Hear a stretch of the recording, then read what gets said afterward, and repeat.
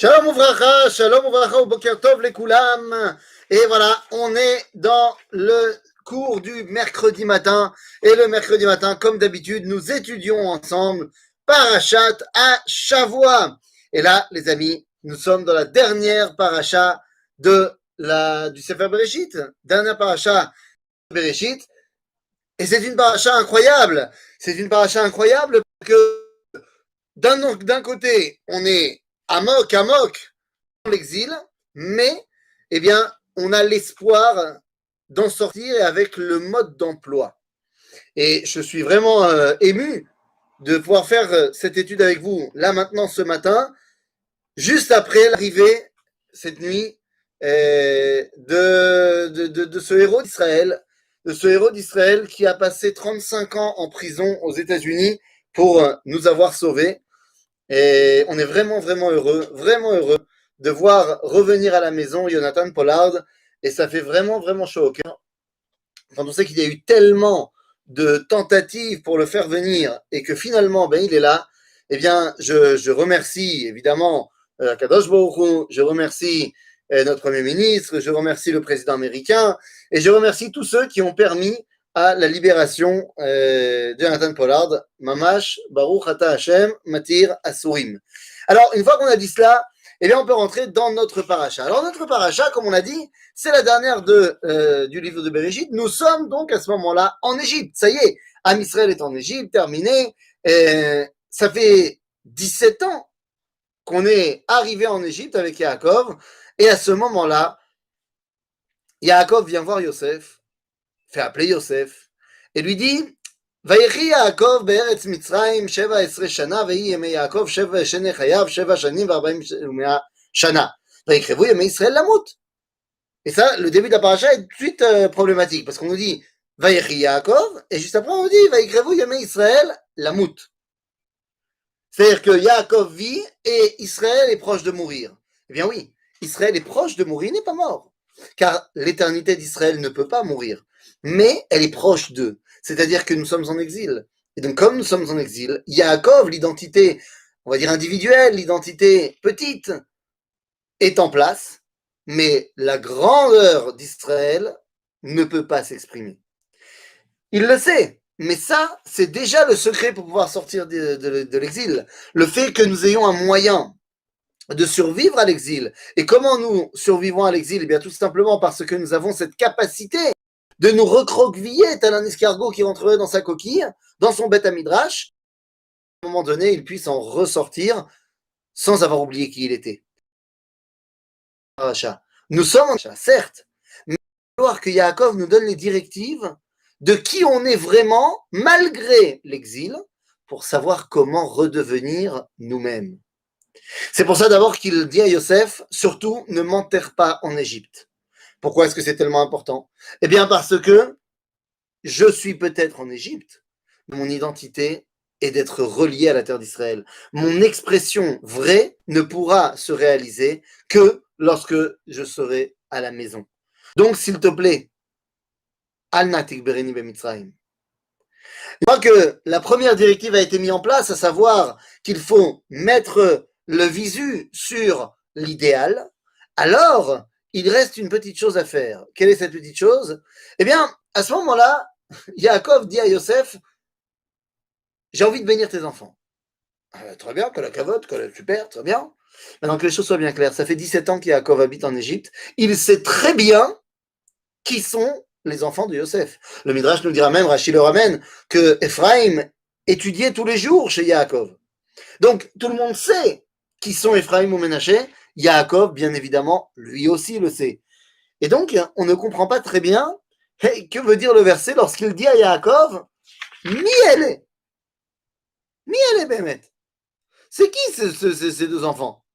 On dit, je reprends le verset, en verset 7, Vayar Israël et Bene Yosef, Vayomer Miele, Mise. Il est évident qu'il ne s'agit pas d'une question véritable de savoir, je ne sais pas qui sont ces enfants-là, qui ils sont. Parce que Yaakov le sait. En fait, la question n'est pas pour Yaakov. La question est pour Yosef. Est-ce que tu sais qui sont ces enfants? Il ne s'agit pas d'une question biologique. Tout le monde sait au niveau biologique. Mais est-ce que tu sais ce qu'ils représentent? Yosef répond, Vayomer Yosef el aviv banayhem, asher natan li Elohim bazeh. Ce sont mes enfants qui me sont nés ici. Non, Yosef. Non, tu n'as pas compris. Tu n'as pas compris car ces enfants ne sont pas tes enfants. Alors oui, bien sûr que biologiquement ce sont tes enfants. Mais Yaakov l'a déjà prévenu. Il fallait juste qu'il écoute. C'était un test pour voir si tu avais bien écouté. Parce que Yaakov va déjà le dire. Ve'ata, shene banecha, anoladim lecha be'eretz Mitzrayim, ad boi elecha Mitzrayima lihem, ke'Ephraim, lihem, Ephraim u'Menashe, ki Reuven ve'Shimon iyu li. Yaakov dit à Yosef, t'as pas compris. Ephraim et Menaché, ils sont pas à toi, ils sont à moi. Ils sont nés ici en Égypte, comme Reuven et Shimon sont nés à Padan Aram. Aval, ils sont reliés à l'identité d'Israël. Ils vont faire partie des 12 tribus d'Israël. Ils sont à moi. Une fois qu'on a mis en place le programme, alors allons-y. Alors on peut y aller. Yaakov sent que c'est la fin. Et à ce moment-là, il fait appeler tous ses enfants. Il fait appeler tous ses enfants. Et qu'est-ce qu'il va leur dire? Mais avant cela, on ne peut pas ne pas parler, évidemment, du fameux épisode de Yaakov qui croise ses mains. Parce que lorsque Ephraim et Ménaché sont devant lui et qu'il va les bénir, eh bien Yosef, tout naturellement, va placer Ménaché à côté de la main droite de Yaakov et Ephraim à côté de sa main gauche. Ménaché est le Bechor. Et vous connaissez l'histoire, Yaakov, Sikel et Yadav. Sikel et Yadav. Pourquoi il a fait ça? Et à ce moment-là, Yosef dit non, c'est lui le Bechor, c'est lui. Yadati, Beni, Yadati. Aniodea. Bah, tu crois vraiment que je ne sais pas qui ils sont? Je sais très bien qui ils sont. Je sais qui est Bechor et qui est pas. Alors il nous dit non, t'as pas compris. Yadati, Beni, Yadati. Gamu Yeleam, Vegamu Yigdal. Achachiv Akaton, Yigdal Mimeno. Ça, je sais très bien. T'inquiète pas, les deux, c'est des tzadikim, je vais les bénir. Mais il y en a un qui est plus que l'autre. Et Rachid nous dit, mais c'est qui ces gens-là? À qui il pense quand il dit Gamou Yeleam, Vegamou Yigdal? Il dit Rachid que quand il a vu Ménaché, il a vu qu'allait sortir de lui le Shofet Gidon, Gidon Ben Yoash, du Sefer Shoftim, chapitre 6. Et de Ephraim, or Ménaché, nous dit-il, il est plus grand que Yehoshua. Et embrouillé, Yehoshua est plus grand que Gidon. Mais en quoi? Et bien là, il faut un tout petit peu se poser la question. Yehoshua, c'est pas compliqué. Yehoshua, c'est lui qui est à la tête du peuple juif pour conquérir la terre d'Israël. Mais Gidon, lui aussi. Que fait Gidon? Il va nous libérer de l'emprise des Midianites et il va nous ramener l'indépendance à Israël. Donc, Yehoshua avec Gidon, même combat, il nous donne la terre d'Israël. Mais Yehoshua, quelque chose en plus. Il ne fait pas que nous donner la terre d'Israël, il nous donne également la Torah. Moshe kibel Torah misinaï umsara le Yehoshua. En d'autres termes, nous dit la Mishnah, le successeur de Moshe au niveau de la Torah, c'est Yehoshua. En d'autres termes, Gidon, on pourrait le qualifier comme étant un sioniste. Il veut récupérer la terre d'Israël. Yehoshua aussi, c'est un sioniste. Il veut nous faire conquérir la terre d'Israël. Mais Yehoshua, il a quelque chose en plus. Son sionisme, il le puise non pas dans une ambiance de vouloir avoir un pays comme tous les autres pays, mais il le puise dans la volonté d'Akadosh Baruch Hu. Il est ce qu'on pourrait appeler aujourd'hui un sioniste religieux. C'est-à-dire, eh bien, la Torah va de pair avec Eretz Israël. Ça aussi, c'était un enseignement fondamental. Parce que là, maintenant, Am Israël est parti en exil. Ils ont la Torah en exil. Yaakov va continuer à enseigner, Lévi également. Mais il ne faudrait pas que tu viennes à penser que la Torah puisse se suffire à elle-même et qu'elle puisse atteindre sa dimension idéale en Égypte. Non. Sache que la Torah, de la même façon qu'on ne peut pas avoir Eretz Israël sans la Torah, eh bien on ne peut pas avoir la Torah sans Eretz Israël. Maintenant, tous les feux sont au vert, on peut mettre en place l'idéal de l'avenir. Alors, quel est cet idéal de l'avenir à Botaï? Je vous disais tout à l'heure, l'idéal de l'avenir, c'est... Excusez-moi, il y a un petit truc qui est tombé.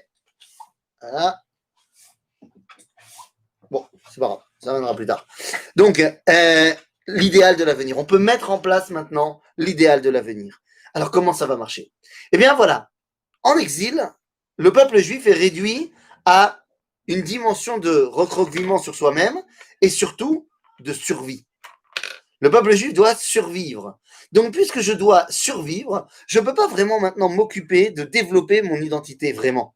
Parce que je suis obligé de survivre dans la jungle des nations. Donc, en exil, on ne peut pas véritablement mettre en avant la grandeur de chacun. Très bien, mais c'est pas pour ça que tu dois complètement l'occulter et en être complètement détaché. C'est pourquoi maintenant Yaakov va passer Shevet. Chacun de ses fils va leur donner sa bracha.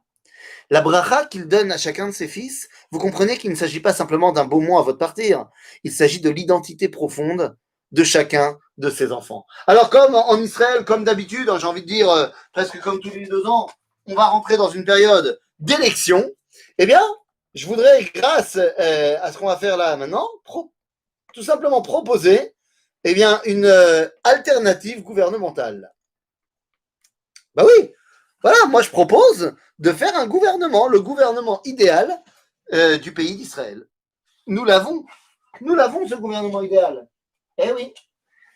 Si on étudie bien les brachot donnés à chacun des enfants de Yaakov, eh bien on saura quel est le poste qui convient le mieux à chacune des 12 tribus. Alors allons-y. ויקרא יעקב אל בניו ויאמר האספו ואגידה לכם את אשר יקרא אתכם באחרית הימים. nous dit Rashi, à ce moment-là, ביקש יעקב אבינו לגלות את הקץ. ונסתם ממנו שכינה והתחיל לדבר דברים אחרים. En d'autres termes, Yaakov voulait dévoiler la Ketz. Finalement, il a parlé de Acharit Hayamim. Quelle est la différence? Ketz, c'est la Géoula, c'est-à-dire la Géoula finale, celle que nous vivons aujourd'hui. En gros, Yaakov, il voulait parler de Bibi, de Nathan Pollard, de tout ça. Mais Dieu, il ne lui a pas donné cette névoie-là. Finalement, il n'a parlé que de Acharit Hayamim. Acharit Hayamim, c'est la sortie de l'exil le plus proche.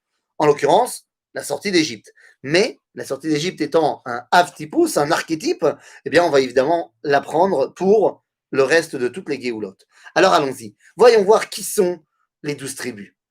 Reuven, Bechori Ata, Kori Vereshit Oni. יתר שאת ויתר עז, פחז כמים על תותר, כי עלית משכבי אביך, אז חיללת יצוי לה. Reuven, c'est un manig, c'est un dirigeant, il a toutes les forces pour être un patron. Ou Bechor, ou Kocho, Reshit Ono. Il a vraiment les forces d'un dirigeant, mais il a un seul problème. Ou Pachaz Kamaim. Il est impulsif.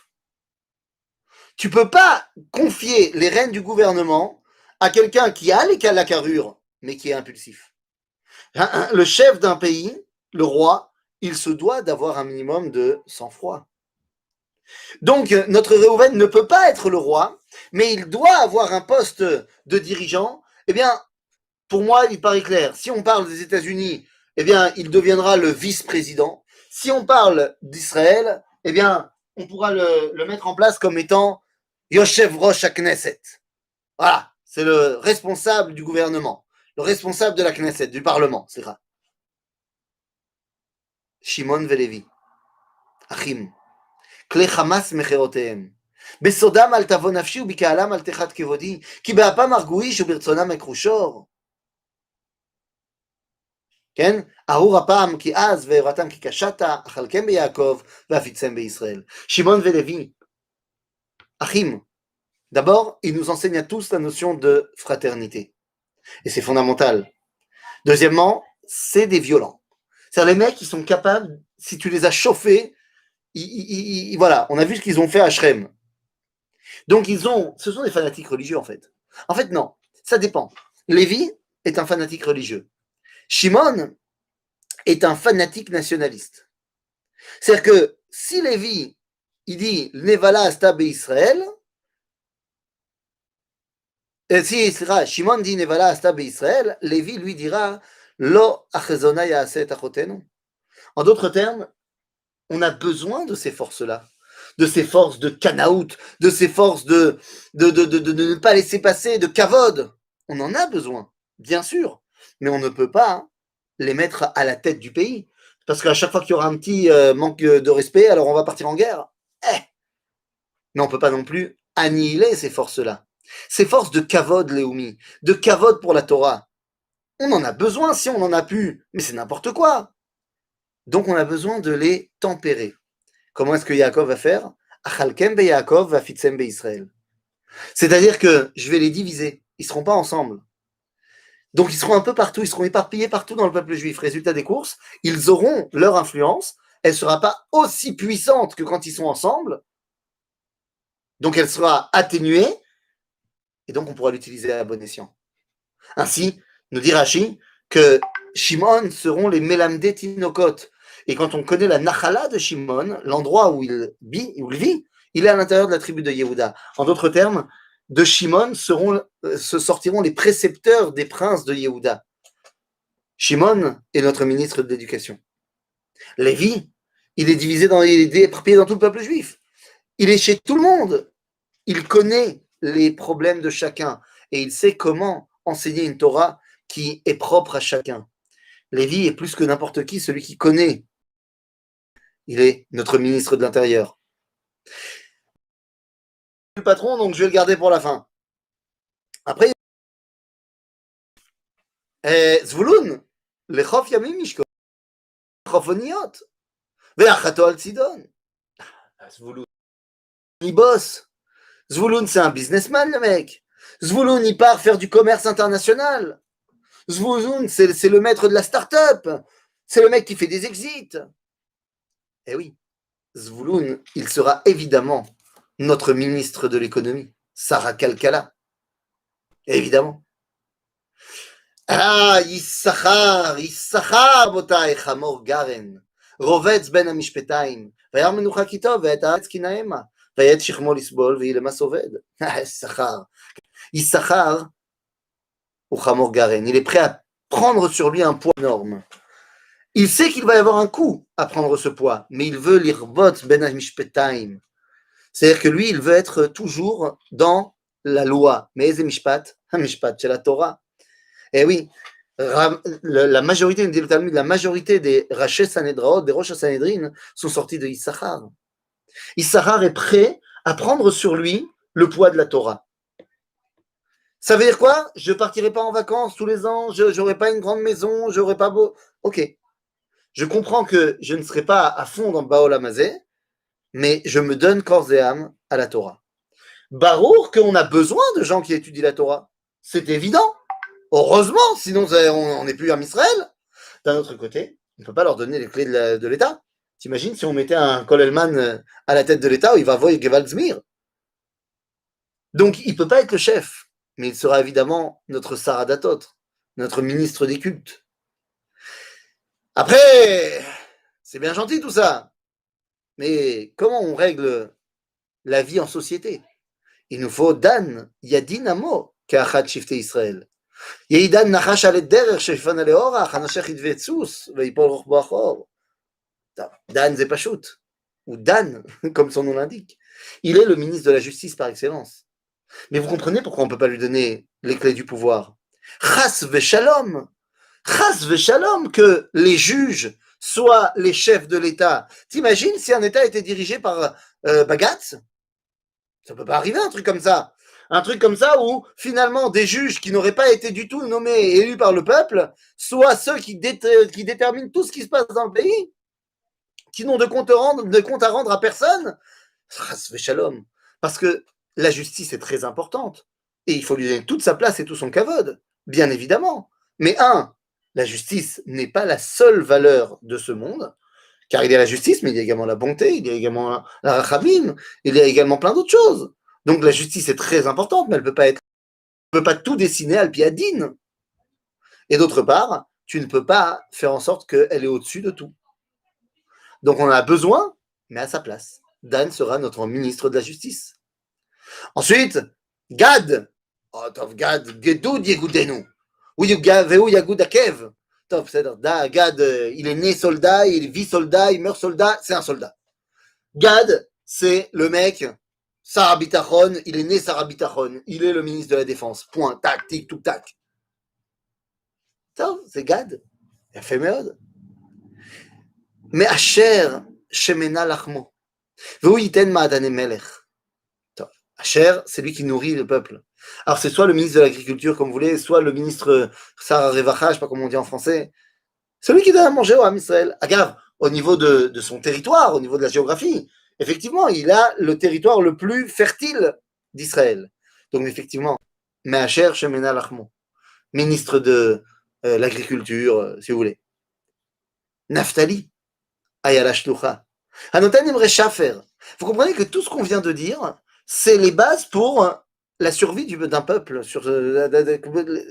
Voilà, on a besoin. Mais maintenant qu'on a mis en place la survie, on peut commencer à vivre. Et donc, on a besoin de quelqu'un qui a pour idéologie celui qui est capable de courir vite et d'écrire des poèmes. Naphtali Ayala Shlucha, Natan Imre Shafer. Il ne s'occupe pas de la survie, mais il s'occupe de développer la vie. En d'autres termes, il sera notre ministre de la Culture et des Sports. Fondamental. Et là, 3 versets. 3 versets pour te présenter, comme on dit en yiddish, the best kind. Le patron, le mec, il a aucun problème. Il a zéro défaut. Qu'est-ce que tu veux que je te dise? Ben Porat Yosef. Ben Porat Ale'ain. Banot Saada Aleshur. ומררו ורבו והסתמו בלחיצים ותשב ואיתן קשתו ואפוזו זרוע ידיו מידי אביר יעקב משם רואה אבן ישראל מאל אביך ויעזרקה ואת שדי ויברכך ברכות שמיים מעל ברכות תהום רובצת תחת ברכות שדיים ורחם ברכות אביך הגברו על ברכות הוריי אל תאבד גבעות עולם תהיינה לראש יוסף ולקודקוד נזיר אחיו. Il est parfait. Il est parfait, Yosef. Il a zéro défaut. Résultat des courses, tout le monde le déteste. Tu sais, c'est le chnoun. Non, pas le chnoun, c'est le faillot. C'est le faillot. Il est génial, il a toujours des bonnes notes, il est toujours bien habillé, il est toujours classe, et tous les profs l'adorent. Mais il n'a pas de copain. Nahon, Yosef, il nous énerve. Il est tellement parfait qu'il nous énerve. Résultat des courses, où est-ce que Yosef peut avoir une influence? Où est-ce que Yosef peut réussir à être profitable pour le peuple juif? Eh bien, quand il est chez les autres. C'est-à-dire que Yosef, à l'intérieur de la maison, il crée des tensions. Mais Yosef, quand il est à l'extérieur, il est le meilleur représentant possible du peuple juif. Yosef sera sans aucun problème. Vous le mettez soit ministre des Affaires étrangères, soit ambassadeur, encore mieux. Il est l'ambassadeur du peuple juif dans le monde. C'est Yosef. Et enfin, Binyamin, Zev Yitraf. Baboker yochal ad, velaerev yichalek shalal. Binyamin, il est très bon en début de programme et en fin de programme. Baboker, baerev. Binyamin, on va le voir dans la suite de son identité, il se colle à Yehuda. Il peut être un dirigeant, mais remplaçant. C'est-à-dire qu'il est toujours à côté de Yehuda, il lui fait profiter de sa jeunesse, il apprend à son contact, mais il ne peut pas être lui le chef. Pour moi, Binyamin sera le chef du parti présidentiel. Il sera Yoshev Rosh HaKoalitzia, le chef de la coalition. Et puis enfin, nous arrivons donc au patron, Yehuda. Alors je reviens à Yehuda. Yehuda, c'est le chef, mais l'âme. Qu'est-ce qu'il a comme qualité qui font de lui le chef? Yehuda atayoducha achecha. Voilà, c'est la première qualité. Les gens acceptent ton autorité. C'est bien gentil que tu sois un manig, mais si les gens ne t'acceptent pas parce qu'ils t'aiment pas, tu dirigeras personne. La première qualité de Yehuda, c'est qu'il est accepté par ses frères. Atayoducha achecha. Oui, mais attention, tu n'es pas un tendre non plus. Tu sais très bien te battre. Il y a des rabes orefoivecha. Ta main est sur le cou de tes ennemis. Ah ouais, attends, je ne suis pas un petit joueur. Donc tout le monde accepte, parce que tu nous as montré ta puissance, tout le monde accepte ton autorité. Tu as un secret, Yehuda. Tu es capable de faire preuve d'une qualité qui est une qualité essentielle pour un dirigeant. La patience. Gour Arié Yehuda. Tu es d'abord Gour, un lionceau, et seulement après Arié. Et seulement après, tu deviendras Lavi, roi lion. Gour Arié Yehuda. Miterev Beni Alita. Mais maintenant, Lo Yasur Shevet mi Yehuda, Mechoket Ben Raglav. Yehuda a aussi une autre qualité très importante. Dans son territoire, on va y faire pousser des vignes et on va y faire paître des troupeaux. C'est-à-dire que dans son territoire, on va voir couler la couleur rouge du vin et la couleur blanche du lait. Puis à Kabbalah, le rouge c'est Midat Adin, le blanc c'est Midat Chesed. Yehuda, sa grandeur, c'est qu'il est capable d'avoir ces deux dimensions. Tout ceci font de lui Melech Israël. Abotai, une fois qu'on a dit cela, bien Zéou. Les cartes sont déposées. Le Ham Israël est prêt. Nachon, il est prêt. Mais il ne faudrait pas oublier une dernière chose. Il ne faudrait pas oublier une dernière chose. Lorsque Ham Israël a son plan de bataille, il faudrait oublier personne. Et c'est pour ça qu'à la fin de la paracha, à la fin du livre de Bereshit, eh bien, on ne pouvait pas terminer sans avoir cette demande incroyable de Yosef, qui en fait, par cette demande, comprend à quel point son père avait raison, comprend à quel point son chemin de vouloir, eh bien, dévoiler Akadosh Baruch Hu par l'exil n'est pas le bon chemin. Et finalement, Yosef demandera à ses frères que lorsqu'ils vont sortir d'exil, qu'ils n'oublient pas de le ramener avec lui. Pakod ifkod Elohim etrem valitem et atzmotai misé. Oui, le livre de Bereshit se termine de manière extrêmement pesante. Quand on lit le dernier verset de la Torah du livre de Bereshit, c'est extrêmement pesant. Vayamot Yosef ben 110 shanim vayachantu oto vayasem be'aron be'mitzrayim. On a l'impression, et Yosef a été momifié et mis dans une boîte en Égypte, comme si on avait enfermé tout l'espoir et qu'on l'avait mis dans une boîte. Un petit peu le style de la boîte de Pandore dans la mythologie grecque. Mais ne vous inquiétez pas, Bereshit ne s'arrête pas là. Chachamim avait l'habitude d'appeler le Sefer Shmot Bereshit Bet, Sefer Sheni. En d'autres termes, on n'est absolument pas à la fin du film lorsque Yosef est mis dans une boîte en Égypte.